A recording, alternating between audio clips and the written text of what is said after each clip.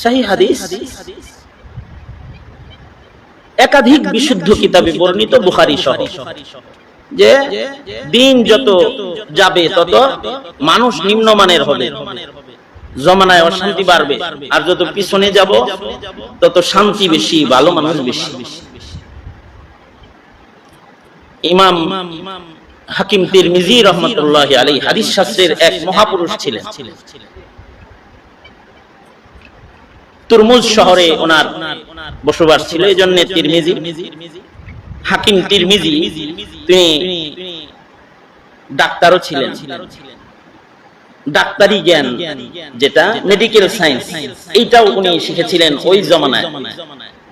পৃথিবীতে সর্বপ্রথম অপারেশন কার্যক্রম যেটা, এটা হাকিম তিরমিজি শুরু করেছেন। অপারেশন একটা মৌলভী দিয়ে শুরু হয়েছে, কাটাকাটি অপারেশন। ওই মৌলভী ডাক্তারটার নাম হলো হাকিম তিরমিজি রাহমাতুল্লাহি আলাইহি। উনি অপারেশন প্রথম শুরু করছেন।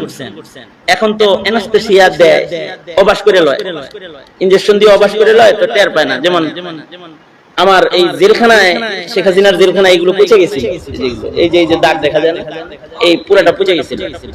হওয়ার পরে অপারেশন হয়েছে, আগেও অপারেশন হয়েছে। এই আমার যে অপারেশন হয়েছে না, আমি নিজে জানি না, আমাকে অজ্ঞান করে পড়ছে, পরে হুশ আসার পরে দেখছি যে অপারেশনটা হয়েছে, কিন্তু আগে তো এই জিনিস ছিল না। হাকিম তিরমিজি ওনার একটা আইসিইউ ছিল, এখন যেমন আইসিইউ আছে, তারপরে এখন যেমন অপারেশন থিয়েটার আছে, ওনারও অপারেশন থিয়েটার ছিল।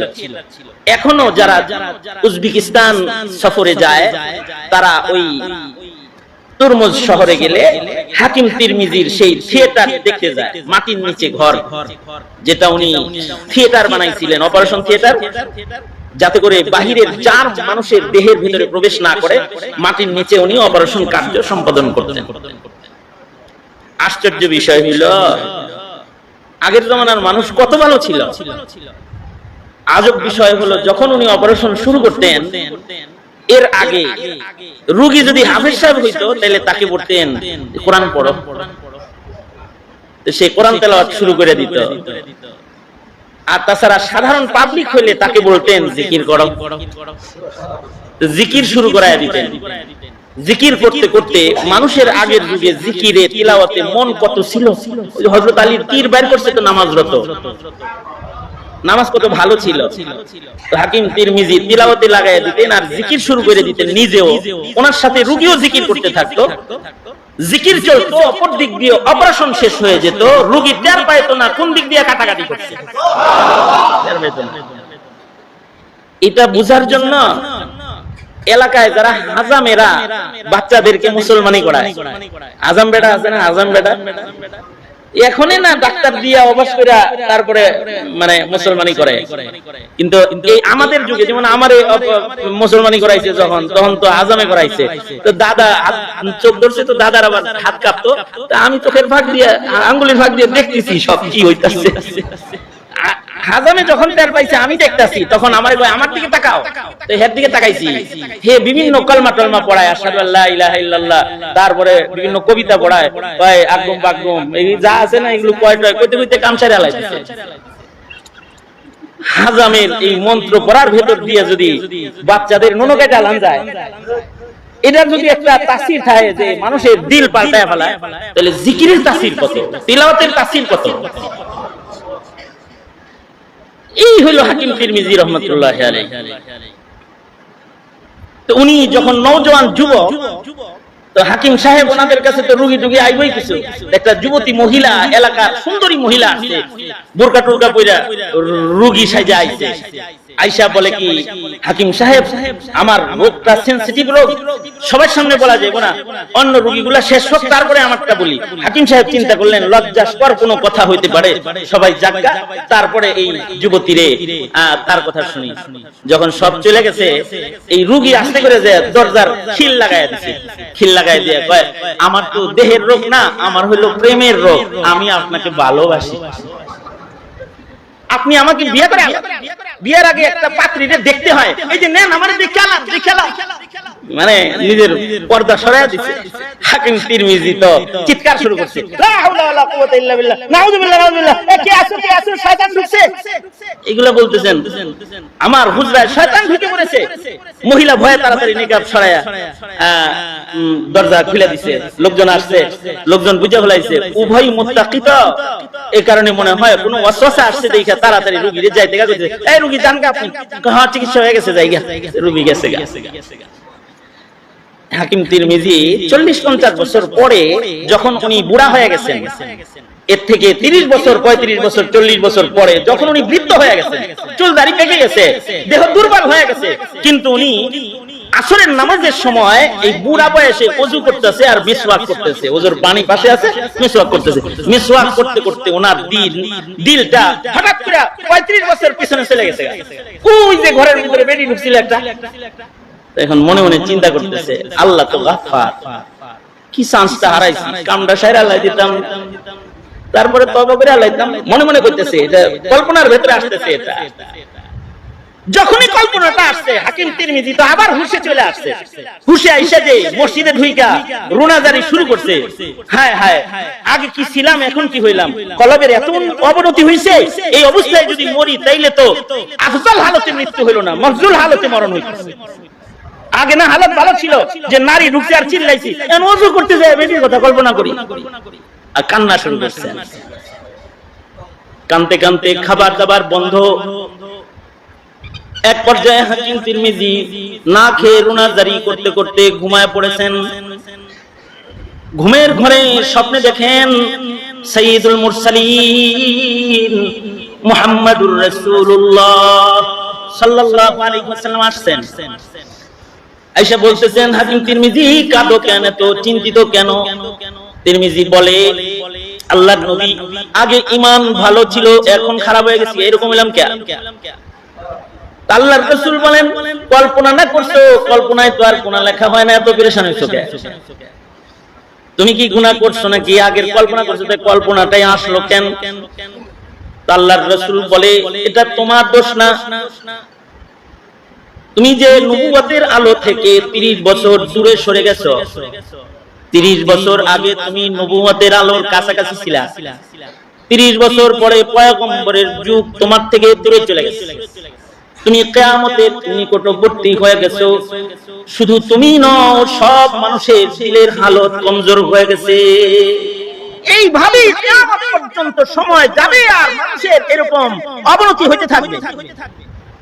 আল্লাহর রাসূল তো বলেছেন, আখিরি জামানায় করবে কিয়ামতে মানুষ গুনার কাজকে করাটাই দায়িত্ব মনে করবে, আর নেকির কাজের ব্যাপারে মানুষ মানুষকে নিরুৎসাহ দিবে। এটা শুরু হয়ে গেছে। দাড়ি রাখলে নিরুৎসাহ দেয়, তুমি বললে গাছিরে এত তাড়াতাড়ি বুজুর্গ হয়ে গেলি, আর যদি গুনাহ করে তাহলে উৎসাহ দেয়, ফাইন লাগে রে, সেটা ফাইন হইছে। গুনার কাজে উৎসাহ দেয়। নবীজি বলেছেন, ধীরে ধীরে মানুষের এরকম অবস্থা যাইতে যাইতে এমন হবে যে সকাল বেলায় ঈমানদার থাকবে, সন্ধ্যা বেলায় বেঈমান হয়ে যাবে। দিন চাইতেছে আমাদের, কিন্তু ওই অবনতি হইতেছে। এখানে আল্লাহর রাসূল বলেন, সবচেয়ে ভালো মানুষ, ভালো যুগ হলো আমার যুগ, আমার সাহাবীদের যুগ। নবীর হায়াতে সাহাবীদের যুগ হলো সবচেয়ে ভালো যুগ। আর এরপরে তাবেঈদের যুগ, সাহাবীদের পরে তাবেঈদের যুগ, তাবেঈদের পরে তাবেঈদের যুগ, এরপরের যুগ আরো দুর্বল যুগ। আর আস্তে আস্তে এই 40 বছর আগের যুগটাও ভালো ছিল, যে একটা গ্রামে একটা টেলিভিশন ছিল, আর এখন পকেটের ভিতরে 4টা টেলিভিশন। মনে করেন 4টা মোবাইল ফোন আছে, 3টা মোবাইল ফোন পকেটে আছে, সবগুলা টেলিভিশন। আগের যুগে এক গ্রামে একটা রেডিও ছিল, আর এখন শব্দ মোবাইলের ভেতরে সবসময় বাজতেই থাকে তার ছাড়া। রেডিও নাকি আছে, এটা দেখার জন্য মানুষ যেত যে বাক্স থেকে হলে কথা বের হয়। এই স্বাধীনতার পরপরের কথাই তো এগুলো। জমানার কত পরিবর্তন হলো এখন, যে এখন মানুষের ঈমানও কিন্তু এরকম কমজোর হইতেছে। এই যে পরিবর্তনশীল হালাত, এটা কিন্তু ভালো না। এ কারণে ভালো সান্নিধ্যে সবসময় থাকার চেষ্টা করা। আল্লাহ বলে দেখো না আমার নবীর সাহাবীরা নবীর সান্নিধ্যের কারণে তাদের এত বরকত। মানুষ ভালো ছিল কেন? সাহাবীরা ভালো ছিল কেন? আল্লাহ বলে যে তারা যে মুহাম্মদুর রাসূলুল্লাহর সাথী ছিল, এজন্য তারা এত ভালো ছিল। মুহাম্মদুর রাসূলুল্লাহ, মুহাম্মদুর রাসূলুল্লাহ ওয়াল্লাযীনা মাআহু ওয়াল্লাযীনা মাআহ, মুহাম্মদ সাল্লাল্লাহু আলাইহি ওয়াসাল্লাম এবং তার সাথী যারা তারা। কেউ কেউ বলেন সাথী যত ভালো তার দাম তত ভালো। মাআহু দিয়ে আল্লাহ তাআলা আবু বকর বুঝাইছেন, অথবা জামাতে সাহাবাকে বুঝাইছেন। জামাতে সাহাবা সবচেয়ে দামি সোহবত উঠাইছেন মুহাম্মদুর রাসূলুল্লাহ সাল্লাল্লাহু আলাইহি ওয়াসাল্লামের সোহবত উঠাইছেন। এই কারণে উম্মতের মধ্যে সবচেয়ে দামি হলো সাহাবায়ে কেরাম, তাদের সান্নিধ্য দামি, এজন্য তাদের দাম বেশি, উন্নত বেশি। তাদের সকলকে আল্লাহর রাসূল তারকার সাথে তুলনা করেছেন। আল্লাহর রাসূল বলেন আসহাবী কান্নুজুম বিআইহিম ইকতাদাইতুম ইহতাদাইতুম। মনে রাখতে হবে নবীজির সকল সাহাবীরাই তারকার মতো ঈমানওয়ালা, কিন্তু তারপরেও সাহাবীদের ভিতরেও কিন্তু আফজাল সাহাবী আছে, আফজাল জামাত আছে। সবচেয়ে আফজাল জামাত হলো আশারায়ে মুবাশশারার জামাত। তারপরে আফজাল জামাত হলো আসহাবে বদর। তারপরে আফজাল জামাত হলো আসহাবে বাইআতে রিদওয়ান। আফজাল মুসলিম হলো যারা নবীজির সাথে মুহাজির। এরকম জামাতের একটা ব্যবধান আছে, জামাতের আলাদা আলাদা কিছু দাম আছে। আবার ব্যক্তিরও দাম আছে, আলাদা ব্যক্তির দাম আছে, ব্যক্তি সাহাবীর দাম আছে। এই দামগুলো বুঝাও ঈমান, ব্যক্তির মূল্য বুঝাও ঈমান। যারা আবু বকর উমরের মূল্য বুঝে না, যারা জামাতে সাহাবার মূল্য বুঝে না, এদের ঈমান টিকে না, এদের ঈমান নষ্ট হয়ে যায়, ঈমান নষ্ট হয়ে যায়।